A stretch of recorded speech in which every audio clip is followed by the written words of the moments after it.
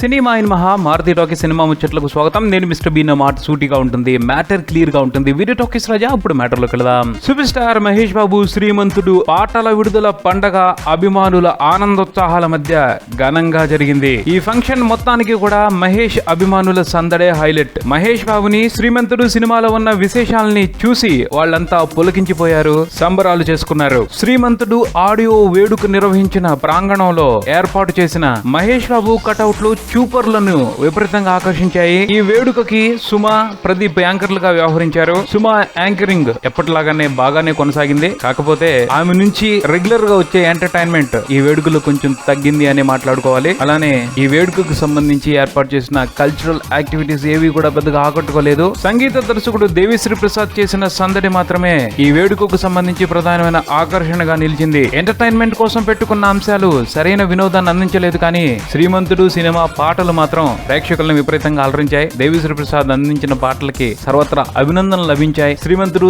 Theatrical trailer ని, song teasers ని చూసి ప్రేక్షకులు బాగా సందడి చేశారు. ఇక శ్రీమంతుడు ఆడియో ఫంక్షన్ కి సంబంధించిన హైలైట్స్ గురించి మాట్లాడుకోవాలంటే, సినిమా రంగంలోకి అడుగుపెట్టి 50 సంవత్సరాలు పూర్తి చేసుకున్న సూపర్ స్టార్ కృష్ణ గారిని శ్రీమంతుడు నిర్మాతలు సత్కరించారు పెద్దలందరి సమక్షంలో. కృష్ణ గారు సన్మానం తర్వాత శ్రీమంతుడు టీమ్ కి అభినందనలు తెలిపారు. ఈ సినిమా కూడా మంచి విజయం సాధిస్తుంది అనే నమ్మకాన్ని వెలిబుచ్చారు. ఆ తర్వాత దేవిశ్రీ ప్రసాద్ స్టేజ్ మీద చేసిన అల్లరే పెద్ద హైలైట్.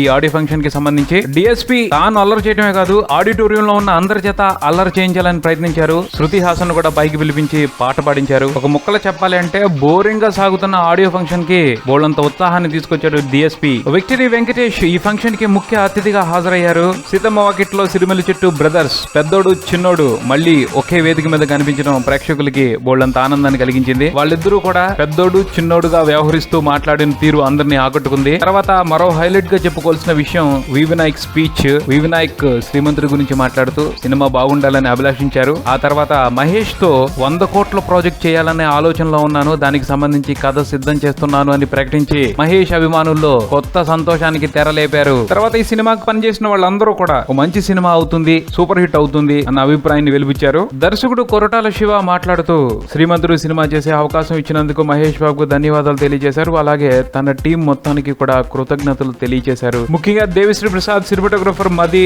లిరిసిస్ట్ రామజోగే శాస్త్రి శ్రమని ఆయన ప్రముఖంగా కొనియాడారు. వాళ్ళందరి సపోర్ట్ తోనే ఇంత మంచి అవుట్పుట్ ని ఇవ్వగలిగాను అని ప్రకటించారు. మహేష్ బాబు మాట్లాడుతూ శ్రీమంతుడు ఒక మంచి సినిమా అవుతుంది అన్న అభిలాషను వ్యక్తం చేశారు. అభిమానుల కోసం ఎప్పుడు కూడా మంచి సినిమాలు చేస్తూనే ఉంటాను అని ప్రకటించారు. ఇలా కొన్ని హైలైట్స్ ఉన్నప్పటికీ మొత్తంగా చూసుకుంటే ఈ ఆడియో ఫంక్షన్ లో చాలా లోపాలు ఉన్నాయి. ముఖ్యంగా క్రౌడ్ ని కంట్రోల్ చేయలేకపోయారు. అలాగే ఫంక్షన్ నడిచిన విధానానికి సంబంధించి కూడా ఓ ప్రాపర్ సిస్టమ్ కనిపించలేదు. టెలికాస్ట్ కి సంబంధించి కూడా ఆన్లైన్ వెర్షన్ లో టెక్నికల్ డిఫికల్టీస్ కనపడ్డాయి. చాలాసేపు లైవ్ ఆగిపోయింది. నిర్వహణ పరమైన లోపాలు కొన్ని ఇబ్బందులను కలగజేశాయి. శ్రీమంతుడు పాటలు బాగున్నాయి కాబట్టి ఆడియో ఫంక్షన్ ఎలా జరిగింది అన్న విషయం గురించి పెద్ద పట్టించుకునే అవకాశం ఉండకపోవచ్చు. కానీ దాని గురించి మాట్లాడుకోవాలి అంటే, అది ఒక రెగ్యులర్ మూస ఆడియో ఫంక్షన్. ఈ అంశం కొత్తగా ఉంది, దీనిని బాగా చేశారు అని చెప్పుకోవడానికి అయితే ఈ వేడుకలో ఏది కనిపించదు. అంటే మహేష్ బాబు ఉన్నాడు కదా, వేరే విషయాలకు ఎందుకు ఇంపార్టెన్స్ ఇవ్వడం అని అనుకుంటారు. అలా అనుకుంటే వాళ్ళని తప్పు పెట్టేదే లేదు. ఇది బులెటిన్. మరో బులెటిన్తో మళ్ళీ కలుద్దాం. Subscribe and keep watching Maruti talkies. For మీ మిస్టర్ బీన్ టాకీస్ రాజా.